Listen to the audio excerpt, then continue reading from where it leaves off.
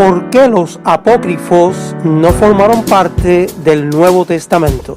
Si le interesa el tema, acompáñenos.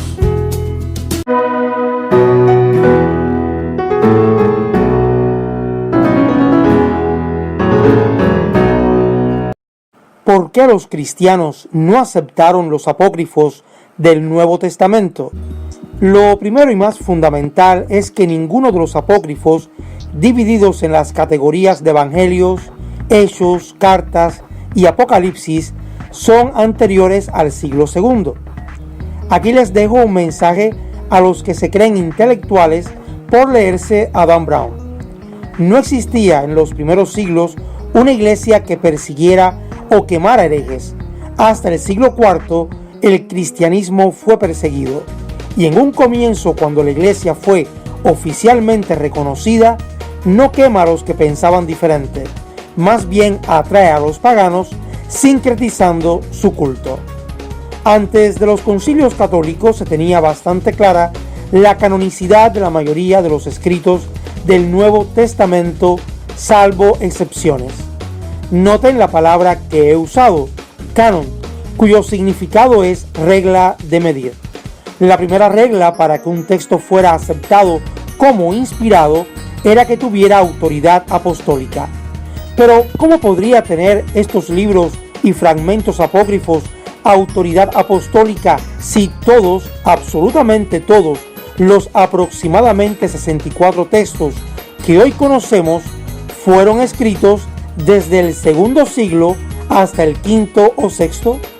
O sea, son muy tardíos. Los defensores de estos apócrifos que intentan involucrar al cristianismo en una conspiración contra la verdad tienen un fin puramente mediático, pues estos escritos son una copia del estilo de los que sí son verdaderamente canónicos. Estas comunidades gnósticas tenían como caldo de cultivo la filosofía grecorromana, el neoplatonismo, la sabiduría persa e incluso la egipcia. Por otro lado, estos gnósticos mintieron al atribuirle autoría a personajes bíblicos ya muertos. Cuando vemos títulos como Evangelio de Tomás, Apocalipsis de Pedro, etc., es una mentira que ningún historiador se atreve a defender. Si el cimiento es terreno movedizo, ¿qué podemos entonces esperar de la estructura? Si el autor es un falsante cuyo propósito es legitimar un escrito y hacerlo sagrado, ¿acaso puede ser confiable lo que salga de esa pluma?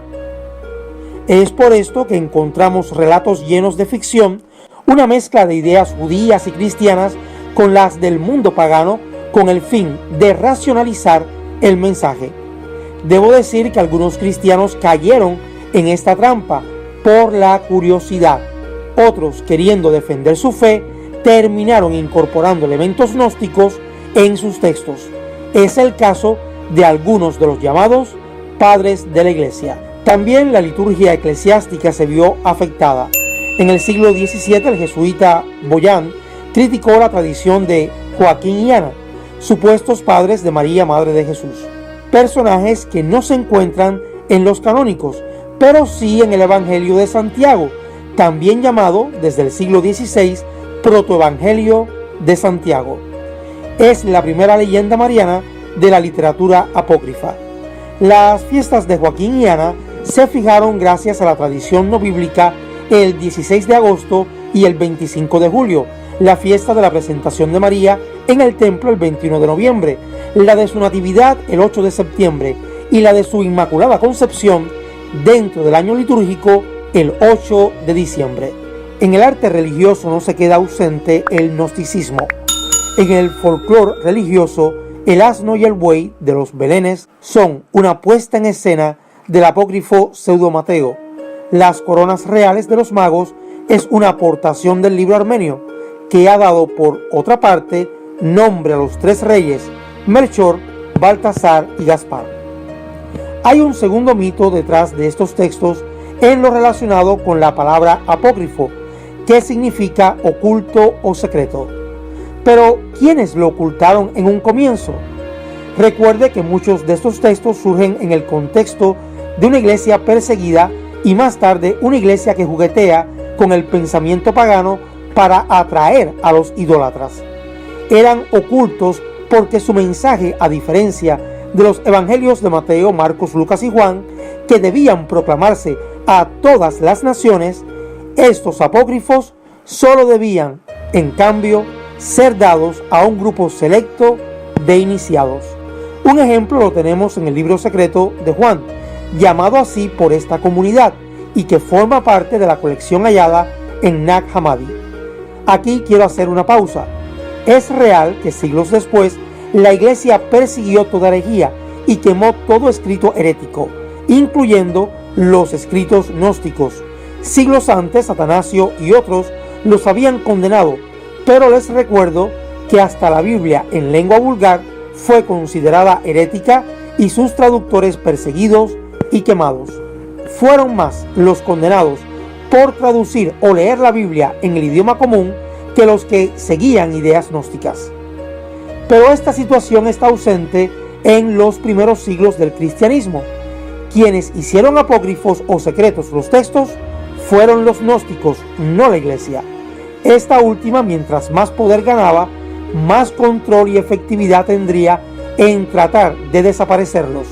La palabra apócrifo ya no significaría secreto, sino prohibido.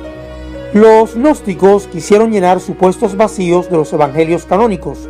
Por ejemplo, tenemos los evangelios de la infancia de Cristo. En los canónicos, Jesús, que es completamente humano, comienza a hacer milagros después de que recibe Espíritu Santo en el momento del bautismo.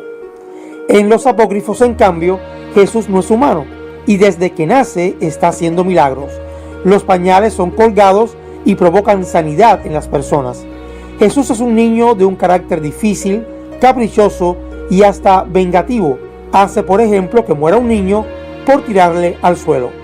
Y es María quien tiene que estar intercediendo para que recobren la vida las víctimas del niño Jesús.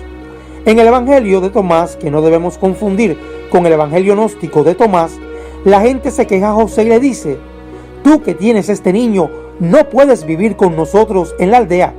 O le enseñas a bendecir o a no maldecir, porque mata a nuestros niños.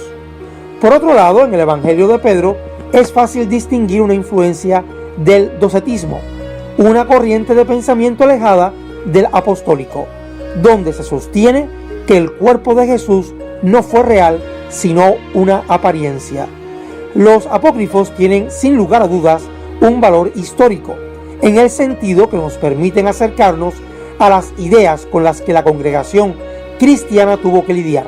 Son una prueba de lo predicho por los apóstoles concerniente a la gran apostasía que vendría, y muy tempranamente sucedió. Si le gustó el video, dale like, suscríbete y activa la campanita, pues muy pronto seguiremos hablando de los apócrifos del Antiguo y del Nuevo Testamento.